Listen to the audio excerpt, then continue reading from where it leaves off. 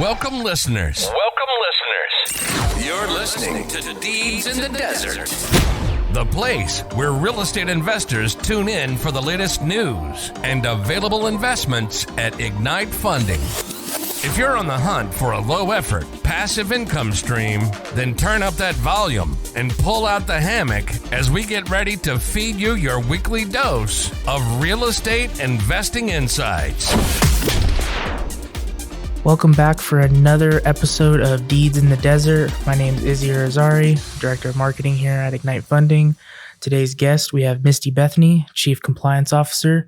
Thanks for joining us today, Misty. My pleasure. So let's talk a little bit about what we're going to do today. So this episode came about, I think a couple weeks ago when we were discussing a new loan with some of our investors, and some of them were asking more questions than usual about the project.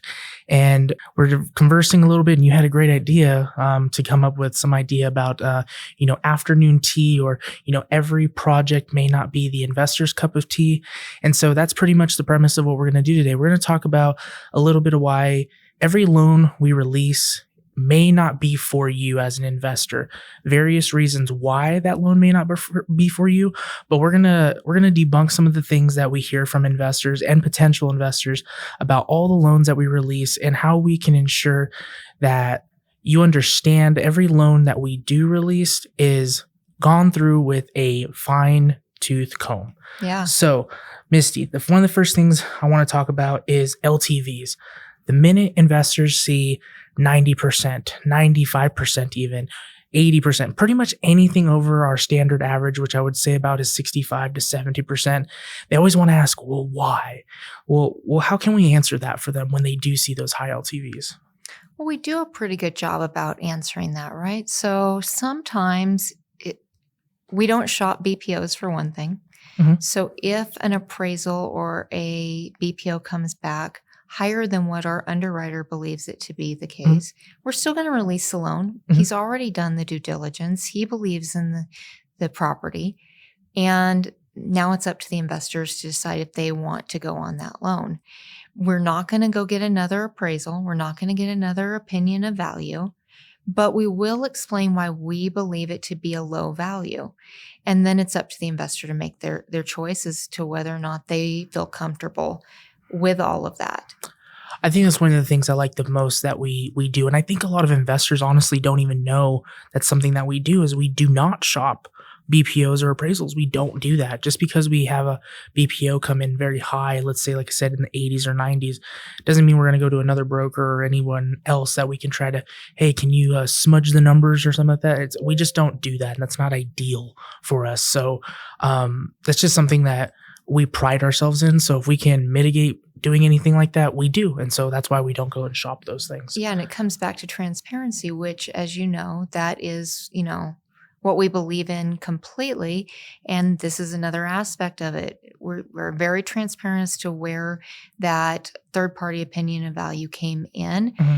as well as why we think that it's still a good loan. And, any loan that we put out there, I always tell investors when I'm talking to them, we would go on ourselves, and often we are. Mm-hmm. Let's talk about the next thing that we get a lot of, especially in the last couple of years now that we've been venturing out of the Southwest, which is the location. Who would live there? Why would somebody want to open a store or retail in that city? What's the local economy like? And it's because a lot of investors are unfamiliar with various parts of Montana and Idaho and Texas and all these different things that, we have to look into. We're not just underwriting the piece of land. We're looking at the local economies. We are looking at jobs. We are looking at all these various things that are important to not just the loan, but also the investors as well. And so that's one thing I think we dive a little bit more into. But what's your perspective on this, Misty? You've been in the compliance department for a good amount of time now, and Mm-hmm. you've seen when we first started. I mean, it was just Nevada, Utah, and Arizona. That's pretty much all we were in, and now we're on these different states. And what are some things that we have to do to help people understand the locations that we're deciding to go into? Yeah. And so, when we were doing Nevada loans, Las Vegas, Henderson, everybody's familiar with that, right? You go into Salt Lake, people have heard of that.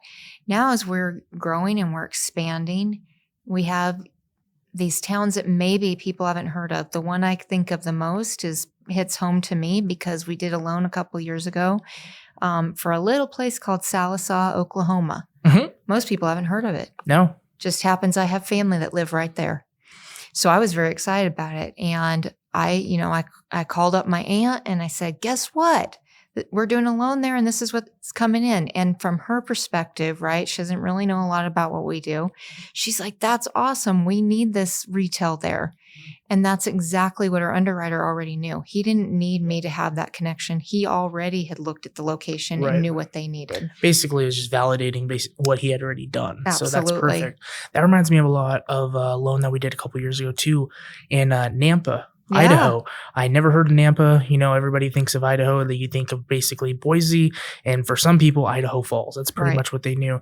But I realized what we were doing there was a big deal when I started seeing the local newspapers and local news talking about the Karcher Mall, talking about what we were doing, what our developer or borrowers doing, coming in there and changing things. And people were ecstatic. They were excited. And these are some of the things that usually the only local markets know or the local markets understand. Whereas an investor, the majority of our investors are based in California, Nevada, Texas, and Florida, so they know their backyards. They don't know these various places, so it's really hard for them to understand. So that's why we do try to give them as much information as we can, especially on the fact sheets that we release to the investors. But we also try to talk it up more from the underwriting side of things. Our underwriter does give us a wealth of knowledge, especially when he's releasing these loans to our salespeople and the client services reps, so that they understand and how to articulate the various things that these investors are going to ask about when it relates to the location. Yeah, because he's done the research. He's gone there. He's boots on the ground. He's seen the area. He knows what the area demographics look like and what they need there. And then he educates us on that. And this is our way of having a small part in making differences in these communities. The next one we always get is new borrowers. And I think some of our longer staffed employees here do say it best, every borrower that comes to us is eventually new. And so that's one thing that to think about as yourself as an investor is remember that every new borrower or every borrower we currently have has been new at some point in time. So the one thing that you have to do is figure out how can you trust them. You can do your own research and your own due diligence on the borrower. We do give you as much information about the borrower as we can, but just like you've done your due diligence on Ignite Funding, feel free to do so on the new borrowers that we release. What's something else that some people can look into when we do release new projects from new borrowers, Misty? Well, like you said, we give a wealth of information on the borrower, on the group.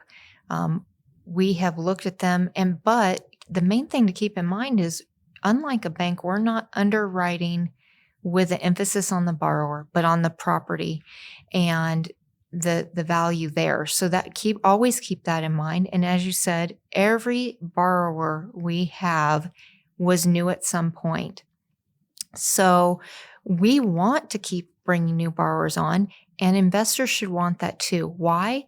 Because the more you have with us, the longer you're here, you're going to build, right? You're going to want to go on more loans and expand your portfolio, and new borrowers allow you to diversify even further. Last one we get is when we get these off the wall projects. And what I mean by that, it's not your typical, track home. It's not your typical, development that we do, luxury homes and things like that. You're talking just different things. And some of those projects that I wanted to bring up was, we did this many moons ago, but it was a hotel conversion in New Mexico of all places. And I remember a lot of people were kind of weary about that because they're like, what are we going to do in Albuquerque, New Mexico? How is he going to do this? How is he going to convert? How are people going to stay? All these questions, and once again, a lot of the different things that trigger the local market to understand this is a good thing has happened. Just like I mentioned in Nampa, a lot of the local newspapers were talking about it. The locals were talking about it. These were receptive people to the investment that we had released, which was great. another project I did want to bring up, we just did last year, which was the Knievel Museum here locally in Las Vegas. I know a lot of people in Topeka, Kansas may have been upset finding out about the Knievel Museum coming to Las Vegas, but it coming here is a big deal. I mean, everybody knows Las Vegas is not just the city that never sleeps, but it's also one of the entertainment capitals of the world. So for Knievel to come here, I think it's a pretty big deal. But I do remember a lot of investors were like, who's going to go to that? Well, you know what it reminds me of, and it's kind of timely, right, with what just happened in the sports world last week. Mm-hmm. When the Golden Knights was announced for coming here, everybody said it's going to fail. Yep. Nobody's going to come to Las Vegas to see hockey. They were wrong. They were very much wrong. I mean, congrats to the Las Vegas Golden Knights. Something I never thought Izzy would say, Sharks fan.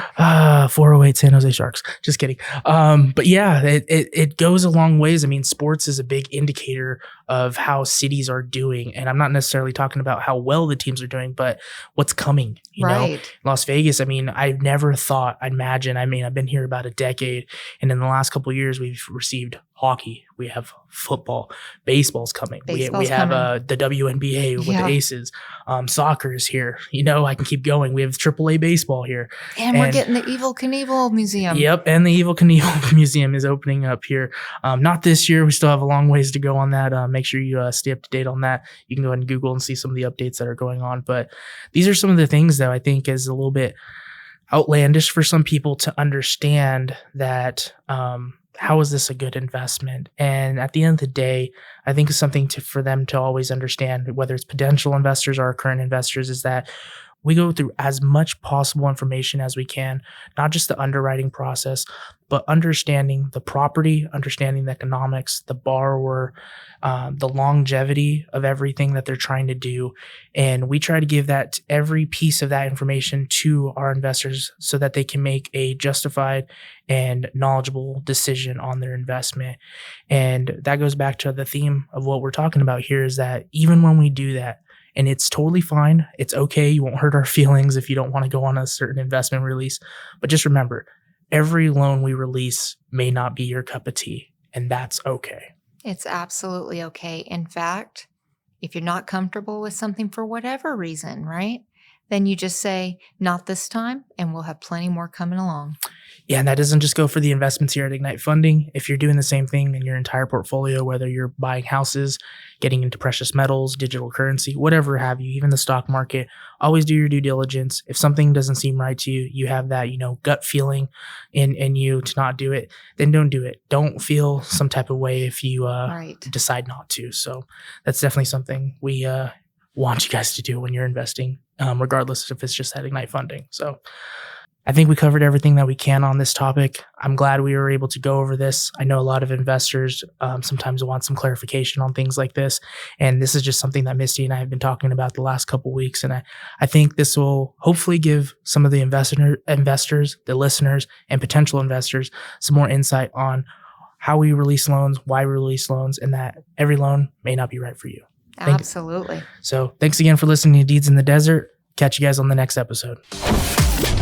Thanks for joining us this week on Deeds in the Desert, where short-term investments meet long-term investors. We hope you enjoyed the content so much that you share it with all your friends. Who doesn't like learning about passive fixed income, right? Still hungry for more education? Visit our website at ignitefunding.com. Or if you're ready to take the leap and start investing, give us a call at 702-761-0000 and schedule a free investor consultation.